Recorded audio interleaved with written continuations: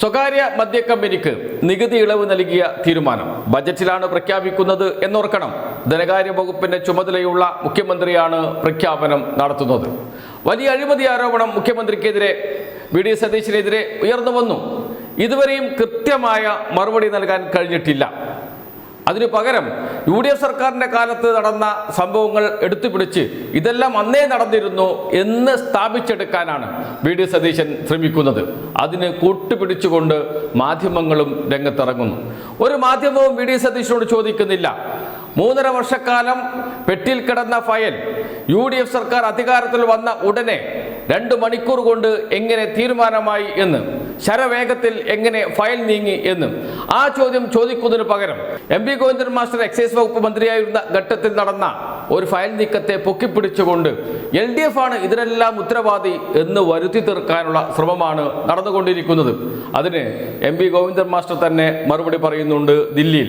അദ്ദേഹം നടത്തിയ വാർത്താ സമ്മേളനത്തിന്റെ പ്രസക്ത ഭാഗങ്ങൾ കേട്ടാൽ എന്താണ് LDF സർക്കാരിന്റെ കാലത്ത് നടന്നത്, UDF സർക്കാരിന്റെ കാലത്ത് നടന്ന അഴിമതി എന്താണ് എന്ന് വ്യക്തമാകും. കേൾക്കാൻ നമുക്ക് ആ വാർത്താ സമ്മേളനം. ഞങ്ങളെന്തോ അപരാധം ചെയ്തിരിക്കുന്നു എന്ന കള്ള പ്രചാരവേല. നിങ്ങൾക്കെല്ലാം അറിയുന്നത് പോലെ മെക്കണ്ട ഇന്ത്യ, SDF ഇൻ്റർനാഷണൽ ഉൾപ്പെടെയുള്ള കത്താണ്. അതിനെ സംബന്ധിച്ച് കൃത്യമായിട്ട് പറഞ്ഞിട്ടുണ്ട്.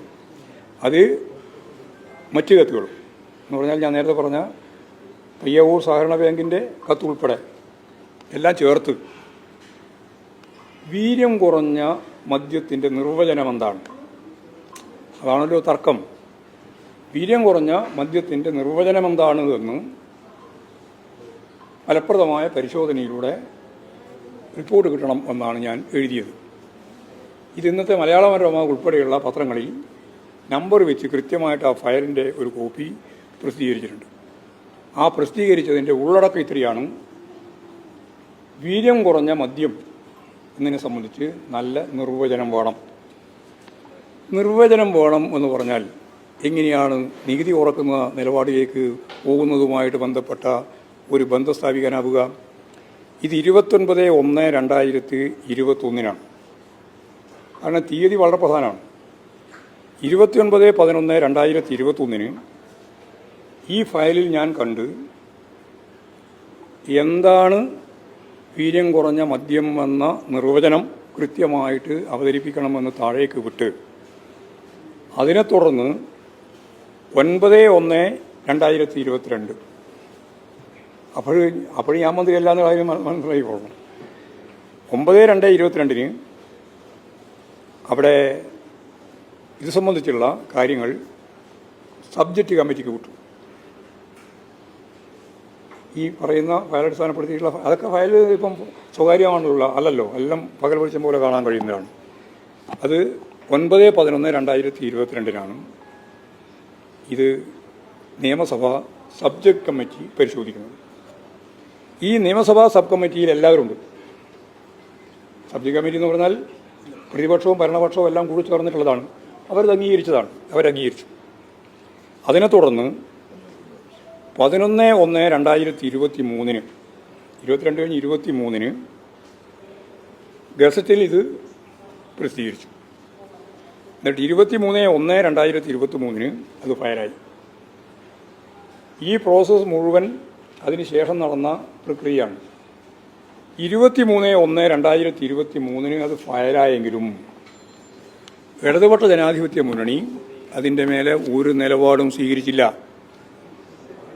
അതായത് വീര്യം കുറഞ്ഞ മദ്യം വിൽക്കുന്നതിനെ സംബന്ധിച്ചോ വിൽക്കുമ്പോഴുണ്ടാകുന്ന നികുതി കുറവിനെ സംബന്ധിച്ചോ ഒന്നും ഇടതുപക്ഷ ജനാധിപത്യ മുന്നണി ചർച്ച ചെയ്തതേയില്ല.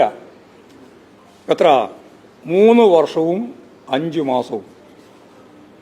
3 വർഷവും 5 മാസവും ഇടതുപക്ഷ ജനാധിപത്യ മുന്നണി ഗവൺമെൻറ് അതിൻ്റെ ഫയലിൽ ഉണ്ടായിരുന്ന കാര്യം വെച്ച് ചർച്ച ചെയ്യാതിരുന്ന ഈ പ്രശ്നം വി.ഡി. സതീശൻ മുഖ്യമന്ത്രിയായി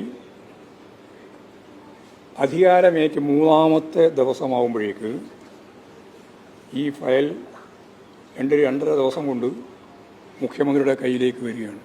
അതെന്താ ഫയൽ? വീര്യം കുറഞ്ഞ മദ്യം ഉണ്ടാക്കണോ എന്നുള്ള കാര്യത്തില്ല. അത് വിൽക്കുമ്പോൾ നിലവിലുള്ള നികുതിയിൽ നിന്ന് വലിയ ഇളവ് നൽകി 120% നികുതി എത്തിക്കുന്നു. ഖജനാവിന് കിട്ടിക്കൊണ്ടിരിക്കുന്ന 600ഓളം കോടി ഉറുപ്പിക ഇല്ലാതാക്കുന്നു എന്ന കാര്യം സത്യപ്രതിജ്ഞ ചെയ്ത് 3-ാമത്തെ ദിവസം ഈ ഫയൽ കേരളത്തിൻ്റെ മുഖ്യമന്ത്രിയുടെ കയ്യിലുണ്ട്. 24 ദിവസം കഴിഞ്ഞതിന് ശേഷമാണ് ബഡ്ജറ്റ് അവതരിപ്പിക്കുന്നത്. UDF-നോട് ചർച്ച ചെയ്തിട്ടില്ല, കോൺഗ്രസ് നേതൃത്വത്തോട് ചർച്ച ചെയ്തിട്ടില്ല. ഇവരോട് ആരോടും ചർച്ച ചെയ്യാതെ എന്തടിസ്ഥാനത്തിലാണ് ഇത്തരത്തിലുള്ള ഒരു കാര്യം ബഡ്ജറ്റിൻ്റെ ഭാഗമായിട്ട് അവതരിപ്പിച്ചത്? ഈ ചോദ്യത്തിന് ഉത്തരം പറയണം എന്നാണ് ഞങ്ങൾ പറഞ്ഞത്. കേരളത്തിലെ പ്രതിപക്ഷം ഇപ്പോൾ ശക്തിയായിട്ട് പറഞ്ഞിട്ടുള്ളത്.